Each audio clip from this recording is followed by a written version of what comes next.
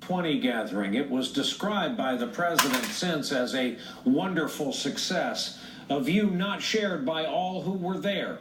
The following summation was delivered on television by Chris Uhlmann, political editor of the Australian Broadcasting Corporation, intended for the TV audience back home in Australia. It has since, for reasons you'll see, ricocheted around the world. What we already knew, Barry, that the President of the United States has a particular skill set, that he's identified an illness in Western democracies, but he has no cure for it and seems intent on exploiting it. And we've also learned that he has no desire and no capacity to lead the world. The G20 became the G19 as it ended.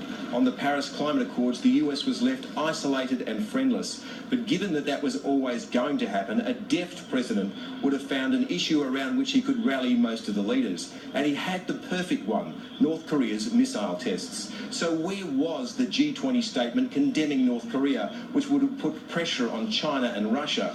Other leaders expected it. They were prepared to back it, but it never came.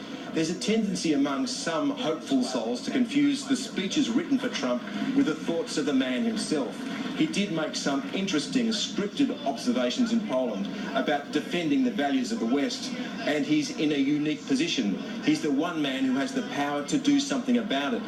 But it's the unscripted Trump that's real, a man who barks out bile in 140 characters, who wastes his precious days as president at war with the West's institutions like the judiciary, independent government agencies and the free press. He was an uneasy, lonely, awkward figure at this gathering, and you got the strong sense that some of the leaders are trying to find the best way to work around him.